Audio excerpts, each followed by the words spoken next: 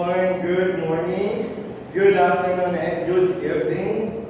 So, whatever time you are watching and listening to our video discussion for media and information literacy for grade 12 first semester, first quarter.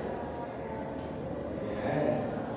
So, let's proceed with our discussion. So again, I am recording this in order for you to have a reviewer as well. So you can go back anytime, anywhere for our discussion. So let's move on with our lesson proper. So again, we are talking about the types of media, print, broadcast, and new media.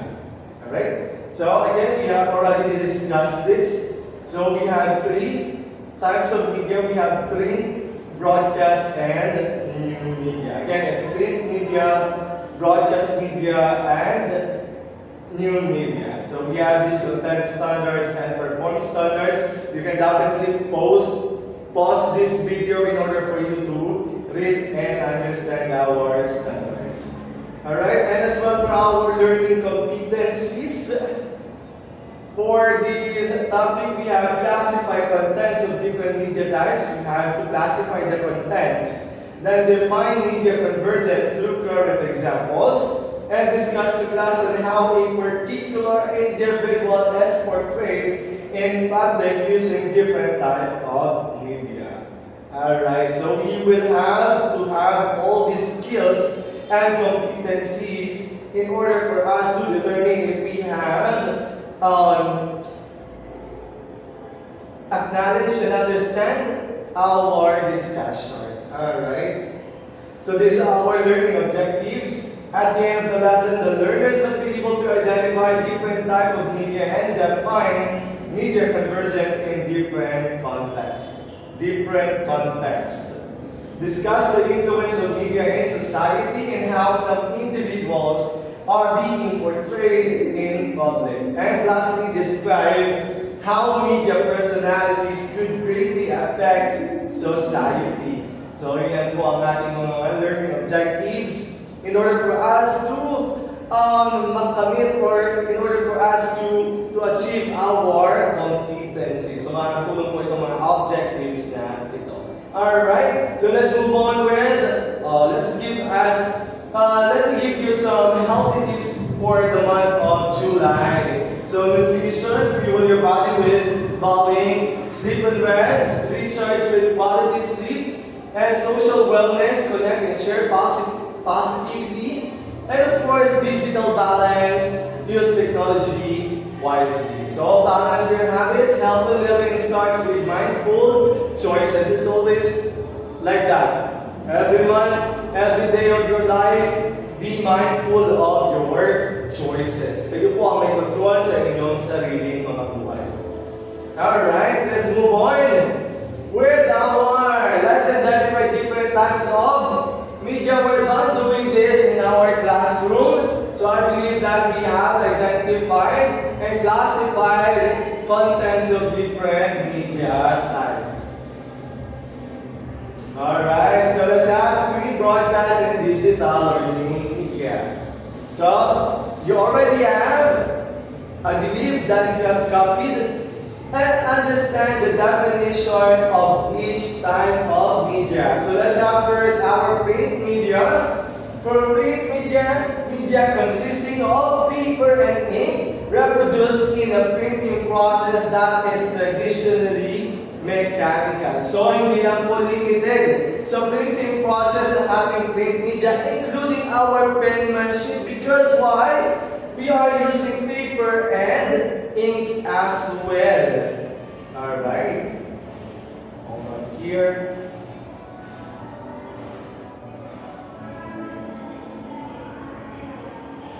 Ayan.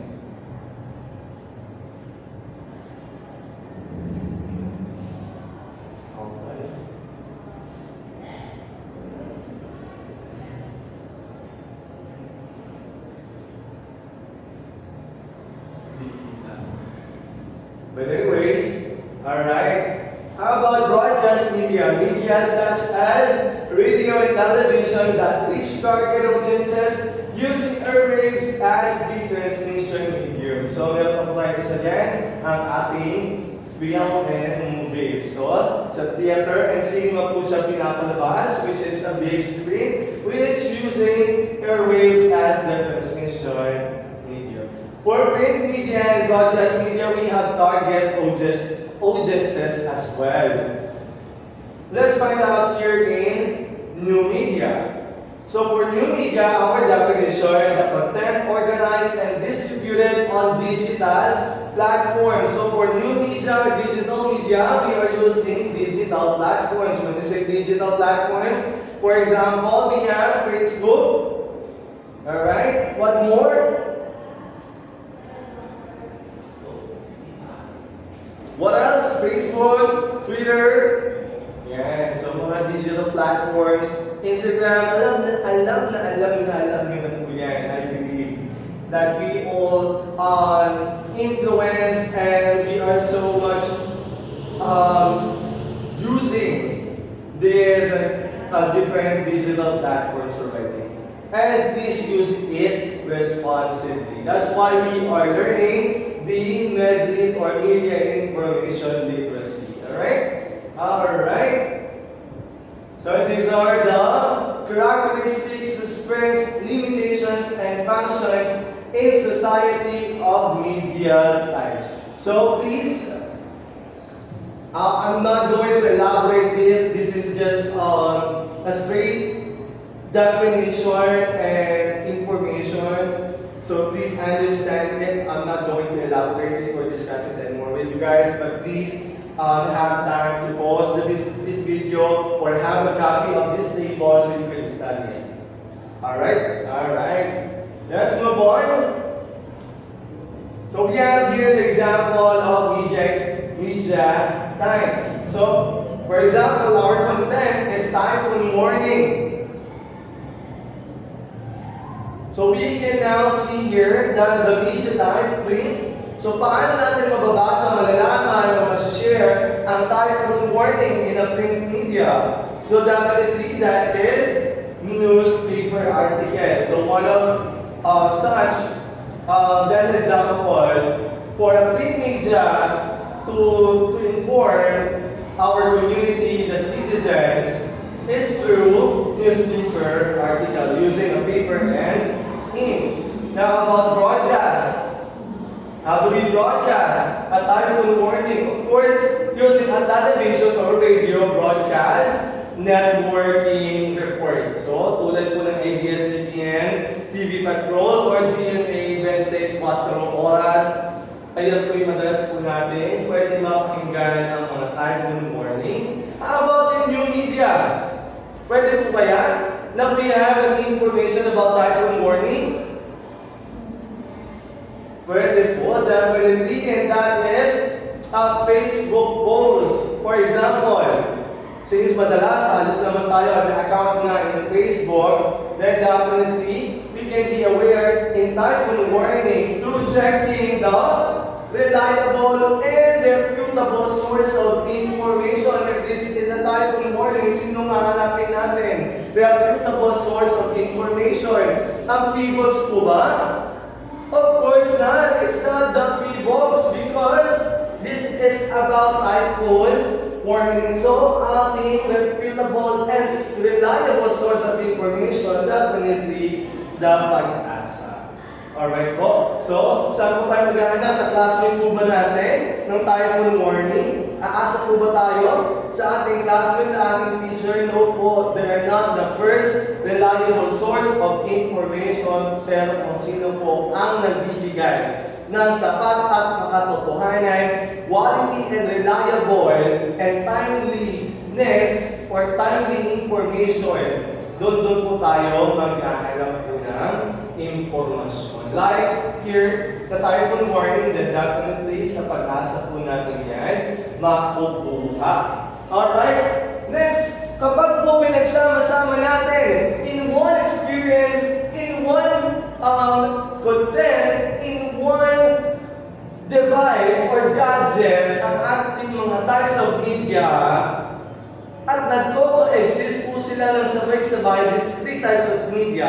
We have print media, broadcast media, and new media. Lahat po yan nag-exist. We call it media convergence. Kung sinabi natin media convergence, this is the coming together of different forms of media into one platform, device, or situation and experience. So yun po ang ibig sabihin ng media convergence. Kahit po napakarami natin explanation that ang ibig sabihin lang po ng media convergence is the coexistence and coming together of all types of media or different forms of media.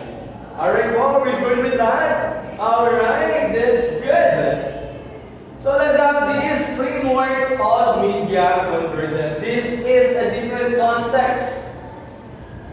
In a current example of media convergence, ano po kayong mga context ang pwede natin magamitan ng media convergence? Unang-una, we have technological convergence. Different technologies combining to one device. Yan. Tulad po sa ating example, we have camera, that is a gadget, that is a device, that is a technology. Kapag inad po natin ang ating camera sa television, at inad po natin sa radio and newspaper, then we will have a smartphone.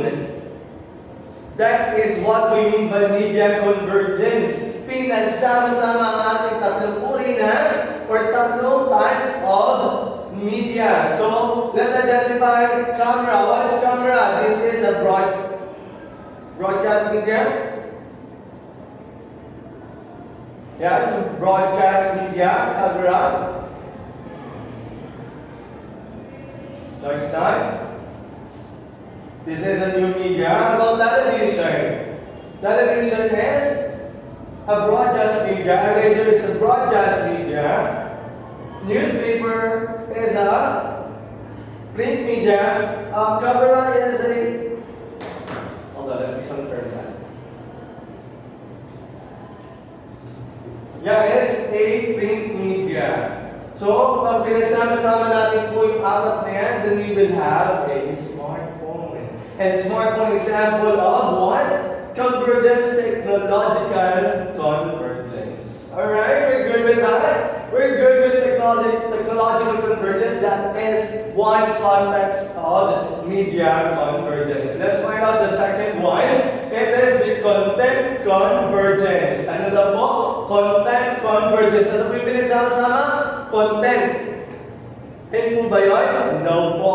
Ang nangyari po, pinagsama-sama pa rin po ang media para po sa isang content. So, isang situation, ginamit lahat ng media. For example, we have a breaking news coming doon sa Mindanao ng 7.2, am I right?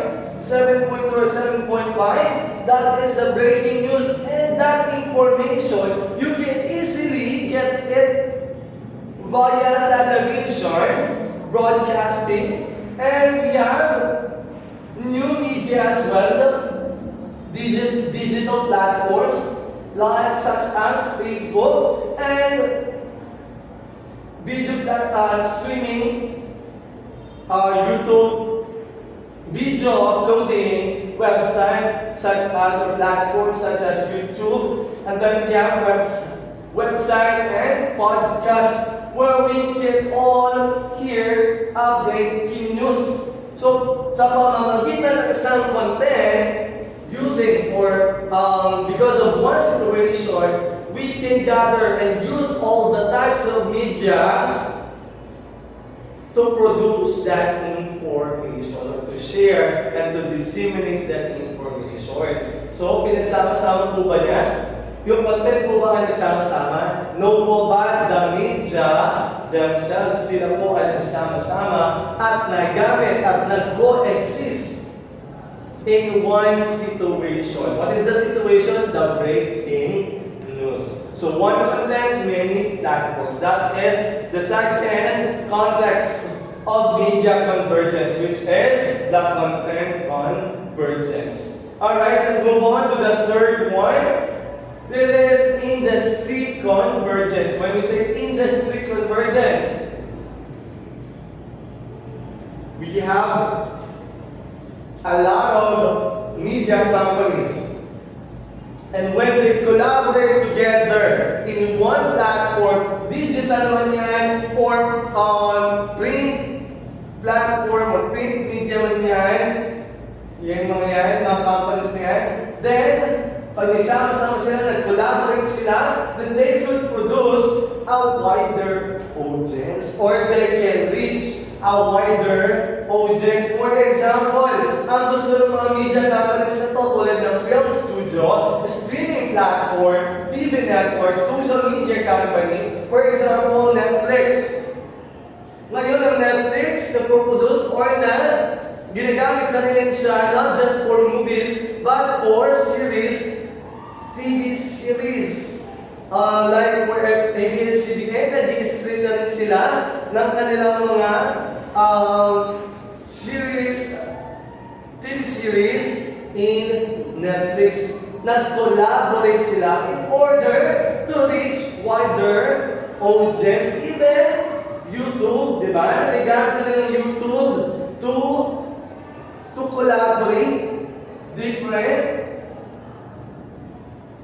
content, and different broadcasts. So, film studio is a traditional streaming platform, TV network, social media company, digital streaming platform that is new media. So, film studio, so we can use all of that.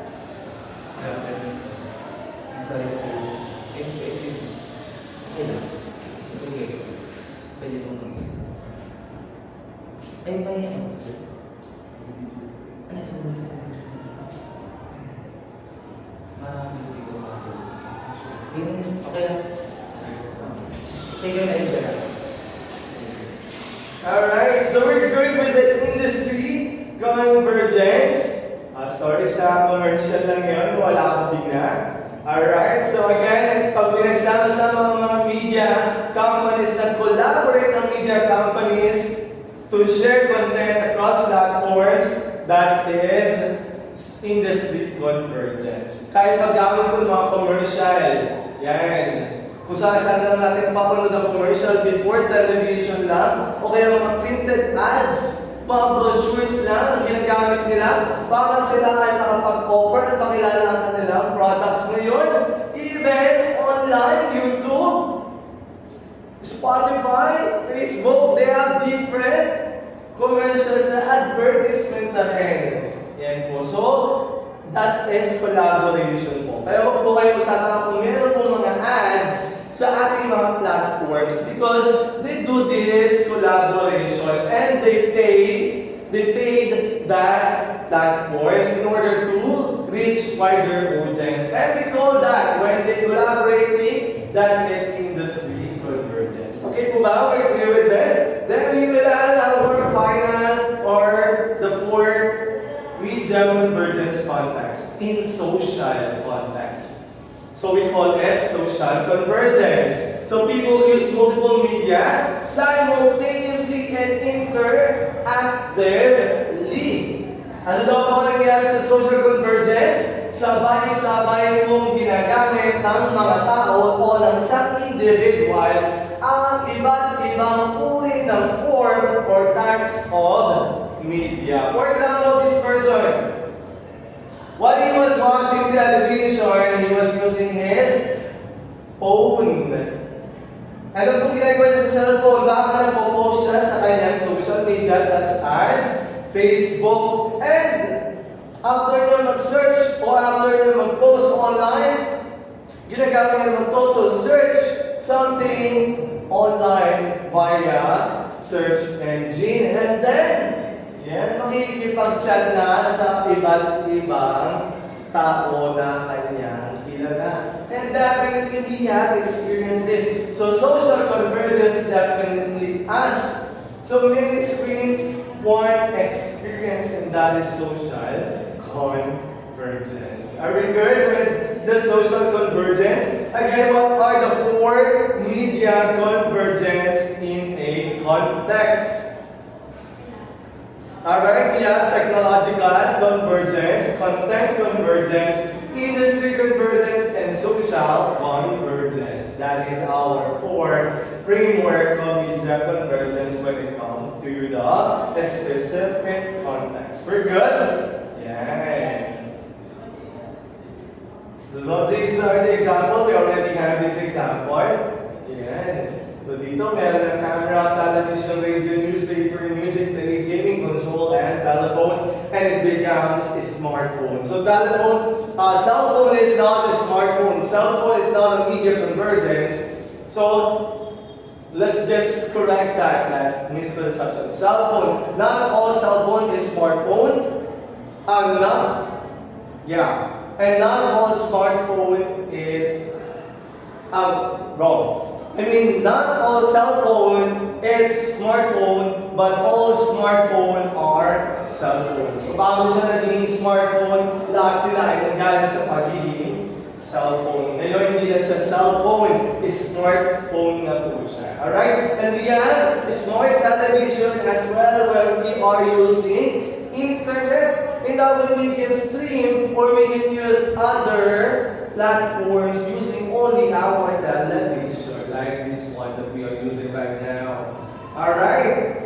So we have here example, media convergence in communication, education, advertisement, commercial news, and entertainment. So for communication, you are using your smartphone. Then on your smartphone, there is a messenger, and then you can use a different video call apps like Messenger, ano ba? Instagram, TikTok, nag-live, no, not TikTok. But yeah, video call apps. So WhatsApp, if you have that, Viber, I think so, kung meron sila ng video call apps. Wala ko masyado alam ko lang ay Messenger, but yeah. So smartphone plus Messenger in your phone. A student uses a smartphone to send messages, make video calls, share files, and participate in group chats through Messenger or WhatsApp. Yeah. So education, media convergence in education, we have learning management systems. Google Classroom, Zoom. Yeah, so we can use that platform para sa pag-submit ng assignment via Google Classroom. And pakikinig ng mga lessons sa YouTube videos. Alright. Ayan po, pare-parehas lang po yan. Alright. So, let's watch this one as well. Alright, let's watch this.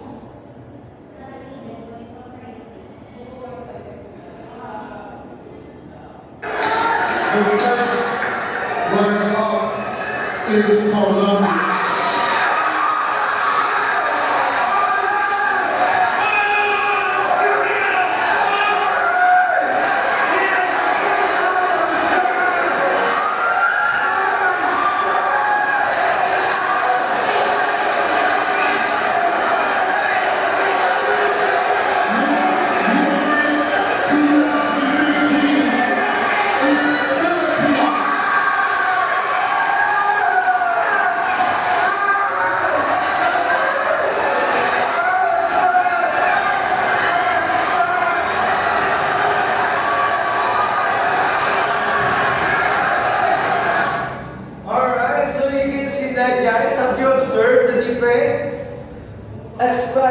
Facial expressions ng mga audiences during that Miss Universe 2015 winning announcement. So makikita natin iba-iba yung kanilang expression. Merong masaya, merong mga nakangiti, merong confused, merong mga nakatulala, may nakanganga, and merong mukhang hindi masaya sa pagbabago ng announcement. And that is representation, or what we call relating in a context, in a concept of media, that we call media convergence. Media representation. Again, I'm so sorry. It's media representation. We're done with the media convergence. Let's move on with media representation. How do different audiences perceive media personalities tulad ni Pia Wurzbach? Ang iba nagalit sa kanya, lalo na yung mga taga-Colombia, na mas deserving daw talaga si Miss Colombia 2015 kaysa kay Pia Wurzbach of the Philippines 2015. So, that's how we perceive media personalities. We have different opinions, we have different perception, and how do we see them? So that is what we call media representation. The way the people, groups, or events and issues are presented or portrayed by the media. Alright? So let's see this. Let's find out kung ano po ba yung mga representations na meron po tayo. So one, we have positive. So pag positive, so favorable or admiring. This person is a role model, for example, such thing. Alright? Pag negative naman, this person is a problem. Alright? Kapag naman neutral, ito yung tunay na nangyari. This is what happened. So balance, there is a objective manner without showing favor or criticism.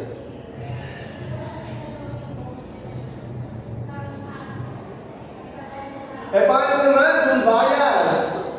Yan, only this side of the situation, tulad doon kay Miss the Universe, Miss Universe 2015, kahit anong sabihin at paliwanag, ipakita man ang scores o yung cue card ng host, ayan, hindi pa rin sila kumbinsido na si Pia Wurzbach talaga ang winner for the Miss Universe 2015 because they already had favor waiting sin o meron na sila sinaside na party. So, yun po yung nangyayari. So, we call it bias. Then, stereotypical. All people in this group are like that.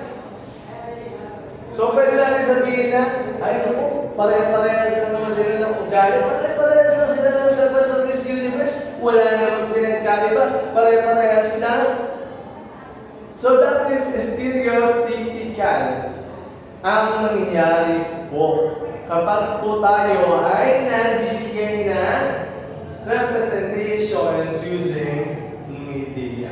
Alright po? So, here the example. Here is the media representation. Sana mas malinaw.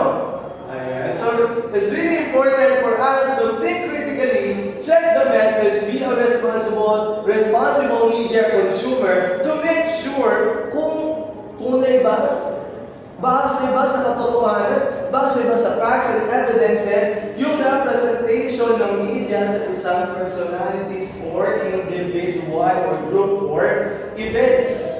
So, saan po tayo dapat dito? Neutral po dapat tayo. Alright? Wala po dapat tayo pinapanigan.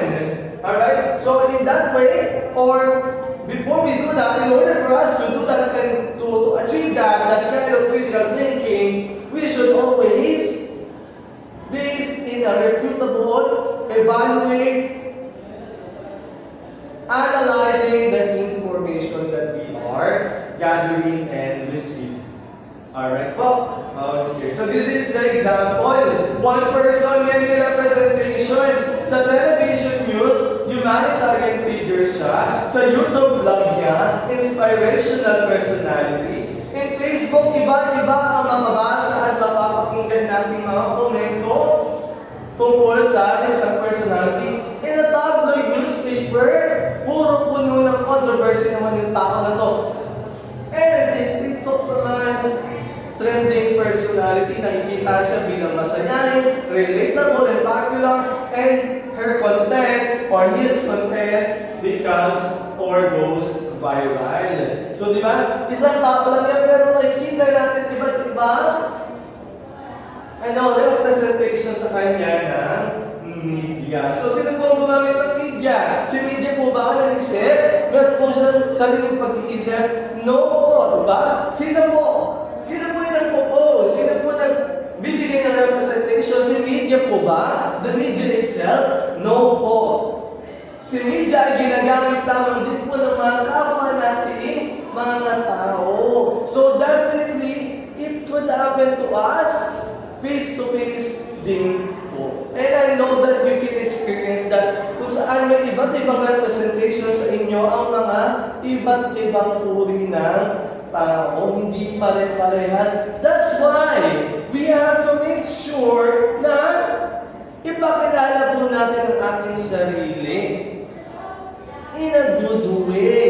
And huwag din po tayo agad-agad na maniniwala sa mga sinasabi sa ibang tao tungkol sa ibang tao. Kasi nga po, tulad natin, experience natin na meron tayong ibang representations. Baka naman kasi, iba lang niya o pagkakakilala niya doon sa isang tao at ngayon, hindi ka pwede magpa-influensya agad-agad at bumase doon sa opinion or comment ng isang tao na yon because of how they observe that individual. So dapat matuto tayo mag-research, mag-search, magtanong ng katotohanan at maghanap ng ebidensya. Okay po ba?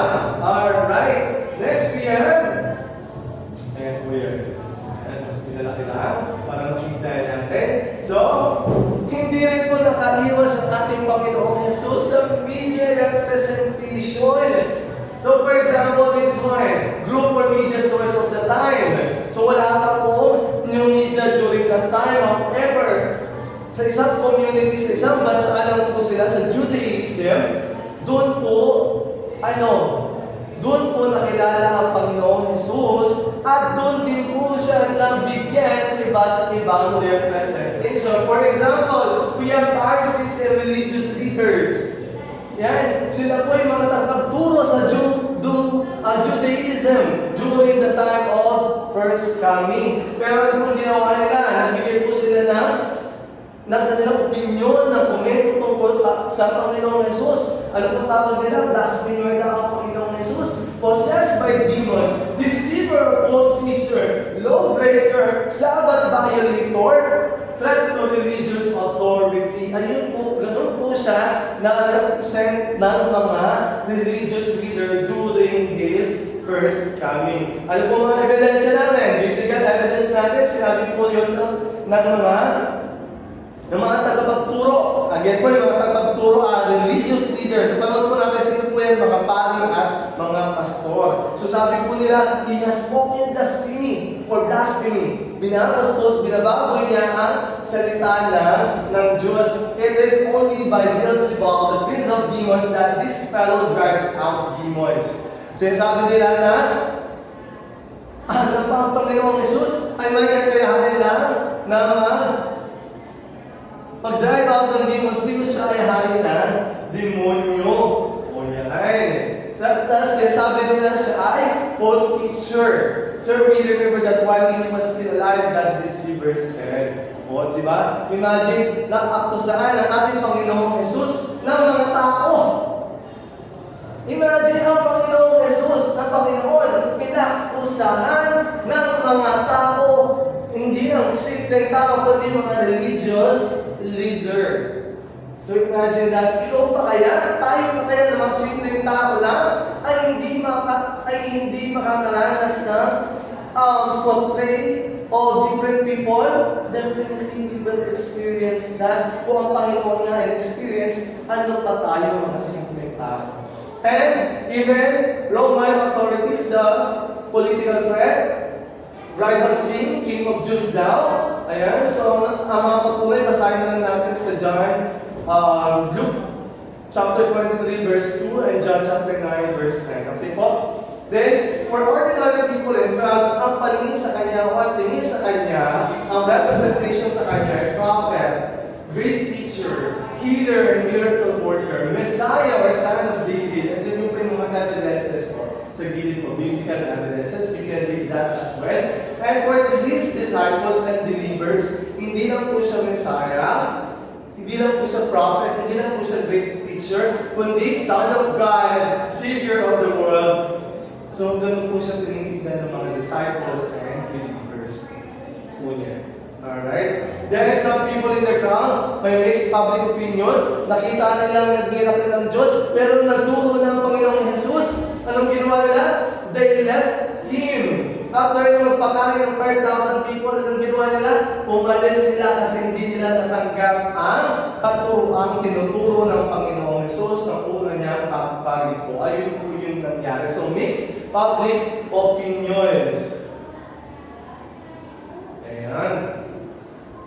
So, merong positive, merong negative, merong neutral, merong mga bias na kahit anong gawin ng Panginoong Jesus ang pagpapaintindi na siya ay pinadala at katuparan ng pangako ng Panginoong Diyos mula sa lumang tipan ay hindi pa rin po nila matanggap. Kahit nakikita na po nila yung realidad, nakikita at nasasaksihan na po yung mabubuting bagay na ginagawa ng Panginoong Jesus nang una niyang pagpalito ay taninira pa rin po sila. Hanggang sa yun na nga po ay pinako na po siya sa cross ng Calvario.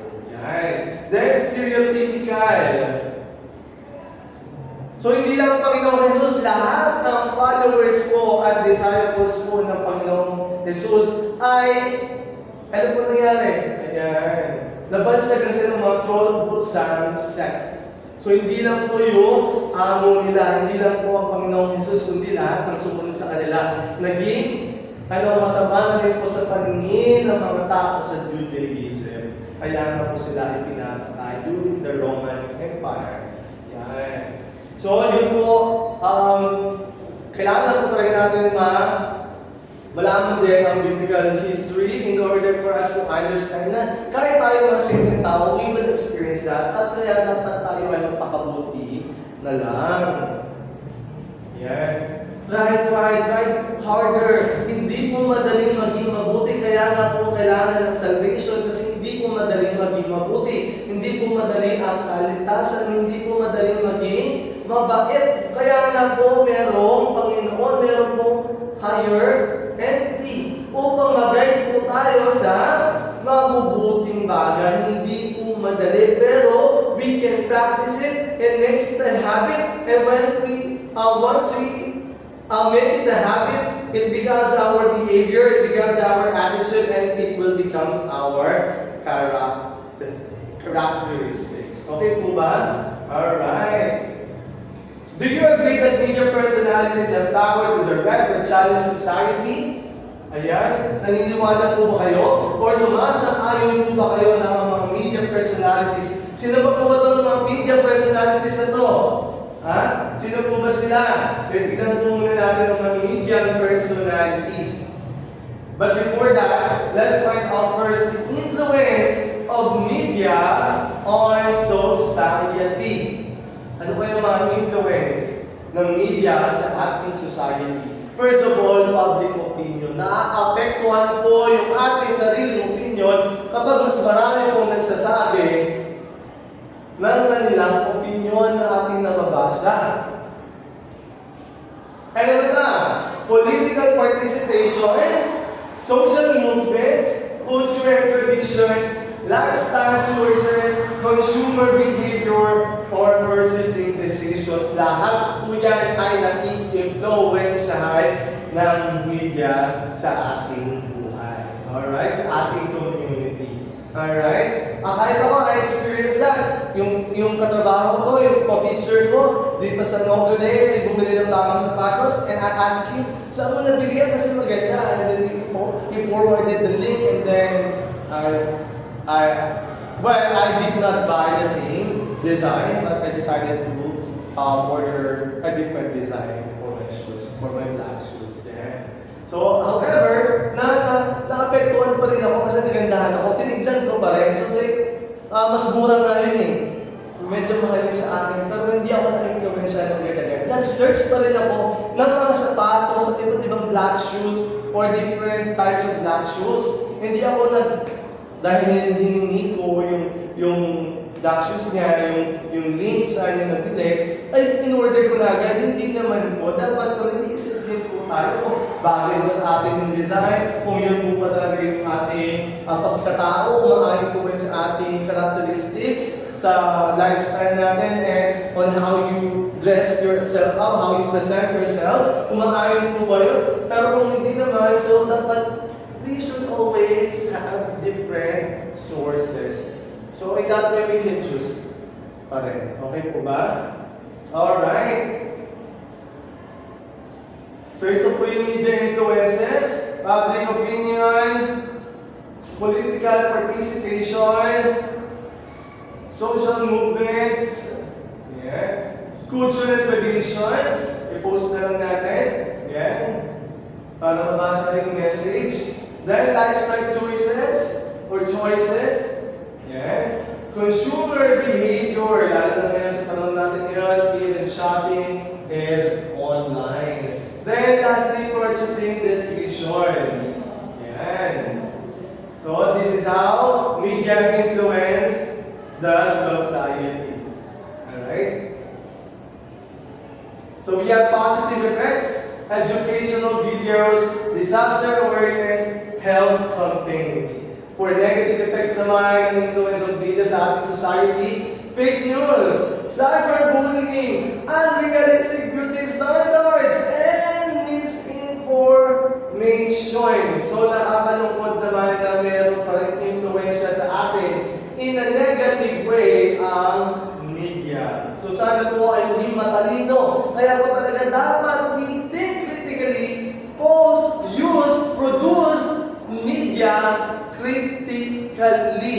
Hindi lang po tayo basta-basta kumukuha ng impormasyon, gumagamit ng impormasyon, at nag-spread out ng information without verifying facts. Alright? Okay. So, media personalities and their influence. Paano po ba sila nakaka-influence yung mga media personalities? Una, large audiences, because they have large audiences, credibility among followers, and ability to shape opinions and power to start trends. Yan po yung mga reason po nila.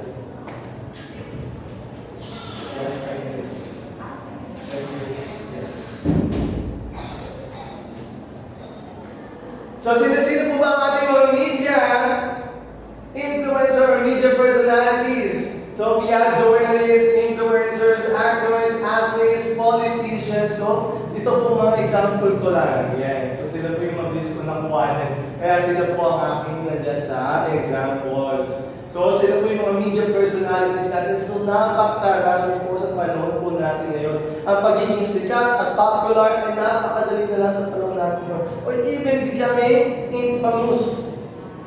Diba? Sikat ka in a negative way. So, positive influence, pwede sila mag-influensya in charity campaigns, educational advocacy, environmental awareness. Negative influence naman, spreading misinformation, that's sad. Harmful trends, that's so sad. Promoting unhealthy lifestyles, that's so sad as well. So, always think critically in order for us to determine kung anong positive and negative influence. Not because they're major personalities, we will just be influenced right away. Okay po? Here we have an example. Sino po itong mga to? Ayan, pakipost po. Sino po yan? Yan po si Chris Aquino and Oprah. Si Oprah. Ayan. So, bakit po sila pinagsama? Saan po sila kilala? Saan po sila kilala? The Queen of all media. Bakit po kaya sila tinagurihan o nakilala bilang Queen of all media? Of all media, from the word itself, of all media. Ibig sabihin sila ay lumalabas in all types of media. Mapa-print man yan, mapa-broadcast man yan, or mapa-new media man yan, ay kilala ang mga pangalan.